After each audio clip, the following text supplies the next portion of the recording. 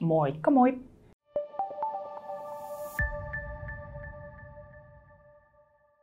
Laskarit on meidän laskuharjoituksia, jossa käydään erilaisia tehtäviä ja myös teoriakertauksia läpi sekä sillä alussa olevassa yhteisessä osiossa enemmän opettaja, usein minä johtoisesti, mutta myös sitten ihan kurssilaisten toiveiden ja kysymysten mukaan. Voidaan käsitellä tehtäviä, mihin toivotaan yhteistä käsittelyä, avaan erilaisia teoria-asioita sen mukaan, mitä toivotaan ja mitä meillä viikkotavoitteissa milloinkin sattuu olemaan.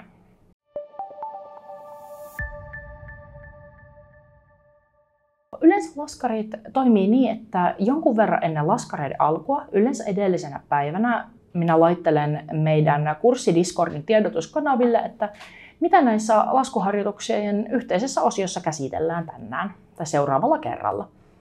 Laskarit alkaa sitten siitä, että minä tulen linjoille ja morjestelen ihmiset. Ja sitten alkaa meidän niin sanottu yhteinen osio. Siinä yhteisessä osiossa käydään viikkotavoitteiden jotain aihetta. Kurssi alkupuolella enemmän vielä niin, että mä kerron sitä teoriaa sillä tiivistetysti ihan opettamalla opetan ja käydään yhdessä jotain sopivia esimerkkitehtäviä. Siinäkin kohtaa voi ehdottomasti kysellä. Ja se on monesti aika vuorovaikutteista ja keskustelevaa, että minä esimerkiksi selitän jonkun teoria-asian ja sitten kysyn, että no mitäs mieltä olette tästä ja tuntuuko, että tämä oli ihan ymmärrettävää ja onko mitään lisäkysymyksiä tai annan sellaisia nopeita pohdintatehtäviä.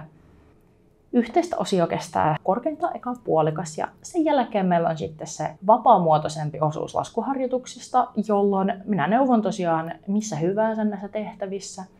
Tai selitän teoria-asioita, mitä multa ikinä pyydetään.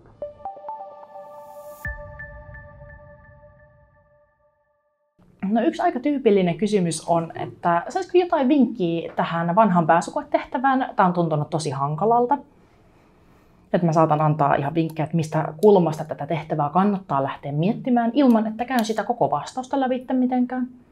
Tai sitten on monesti kysytty, että voitaisiko katsoa tämä tehtävä esimerkiksi meidän kurssien simuloiduista kokeista joku hankalampi tehtävä, että voitaisiko käsitellä se porukalla läpi, tai mitä vaan fysiikan, kemian, matematiikan tehtäviä. Luonnontieteissä ei ole olemassa mitään typeriä kysymyksiä, ihan täysin riippumatta siitä, mikä sun lähtötaso on, mikä se kysymys on, haluatko sä teoriaa, selkeytystä, vinkkiä tehtävään, käydä kokonaisesti jotain meidän materiaalien tehtävää tai vaikka vanhaa pääsykoe tai YO-tehtävää läpi, niin se on hyvä kysymys. Eli voi kysyä neuvoa tosiaan ihan mihin tahansa, lukion matikan, fysiikan ja kemian asioihin. Biologiaakin voi kysyä. Kaikkiin niihin kysymyksiin en suoraan osaa vastata, mutta isossa osassa biologiassakin mulla on osaamista.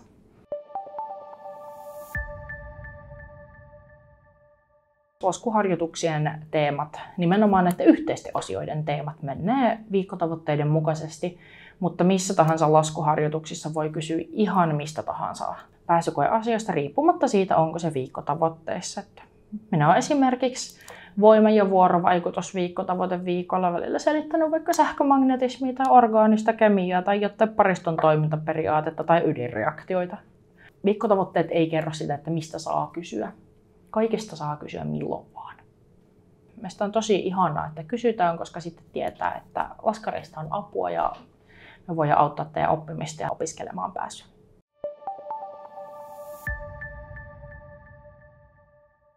Joko yksityisviestillä tai sitten meidän Discordin oppiainekanaville voi laittaa tai meidän laskuharjoitusten chattiin. Tai sitten voi ihan ääneen siellä meidän laskuharjoituspuhekanavalla kysästä, että hei Salmi, voisitko neuvoa tällaisessa asiassa? Ja sittenpä minä neuvon.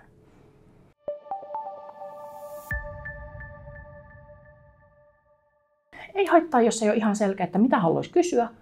Myös tällaisessa vähän haluaisin kysyä jotain, mutta en ole ihan varma mitä ja miten, mutta tämä aihe tuntuu joten niin hankalalta, niin niistä on aina päästy myös eteenpäin. Et jos et ole varma mitä kysyt, niin sanokaa vaan jotain, niin minä sitten kyselen tarkemmin ja päästään sitten asiaan kiinni porukalla.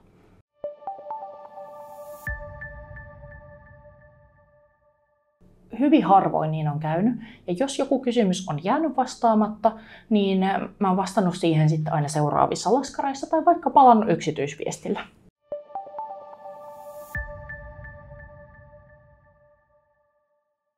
Joo, mun opetustyyli on aika vuorovaikutteinen. Mä kyselen paljon, varmistelen aina välissä, että hei, mikäs fiilinki teillä on? Tuntuuko tää aukeavan tää asia?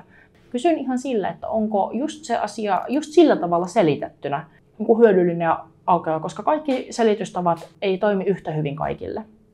Niin jos joku tietty havainnollistamistapa ei tunnu hyödylliseltä justiinsa sulle, niin sitten etsitään yhdessä joku parempi. Ja aina on löytynyt toimiva tapa hahmottaa asioita.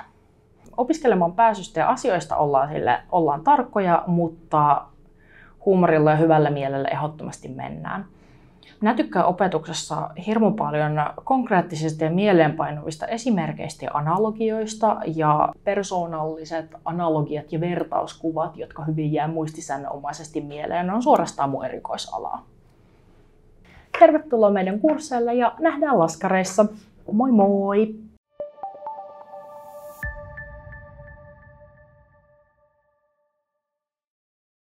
Mun pitää joskus kyllä johonkin video selittää elektronia lapsen vahtiringistä. Se on vähän eolla, mutta se kertoo, miksi etanoli on vähemmän hapan kuin fenoli.